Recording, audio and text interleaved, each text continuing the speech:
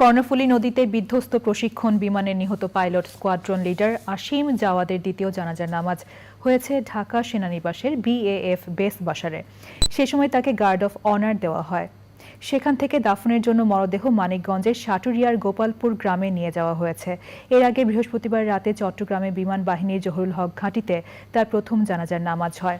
Squadron leader Asim Javad বৃহস্পতিবার প্রশিক্ষণ যুদ্ধ বিমান বিধ্বস্ত হয়ে মারা যান। আল মুকসিদের রিপোর্ট।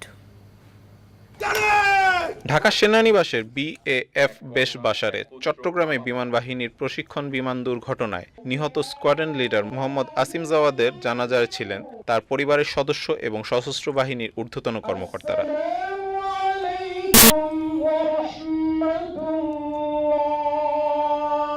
সেনাবাহিনী, নৌবাহিনী ও বিমান বাহিনীর প্রধানদের পক্ষ থেকে তাদের প্রতিনিধিরা নিহত পাইলটের প্রতি শ্রদ্ধা নিবেদন করেন।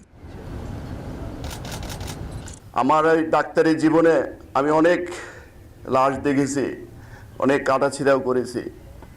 আমার ছেলেকে আমি বুঝতে পারছি ইজেকশন হয়েছে, আমি বুঝতে পারছি হয়তোবা সে বেঁচে যাবে, কিন্তু আল্লাহ ওকে নিয়ে যাবে এইভাবে। সবাই ওর পেশাগত জীবনে ওর দায়িত্ব পালন করতে যে কারো মনে যদি কোনো প্রকার বিন্দুমাত্র কোনো আঘাত দিয়ে থাকে, আপনারা দয়া করে ওকে মাফ করে দিবেন, অন্তঃস্থল থেকে মাফ করে দিবেন। শোকে ভেঙে পড়েন আসিমের স্বজন ও সহকর্মীরা। ফিউনারেল প্যারেড শেষে স্কোয়াড্রন লিডার মোহাম্মদ আসিম জাওয়াদের মরদেহ রাষ্ট্রীয় মর্যাদায় মানিকগঞ্জ সদর কবরস্থানে দাফনের জন্য নিয়ে যাওয়া হয়। সেখানেই তার চিরশয়ান। আল মুকসিদ, চ্যানেল আই।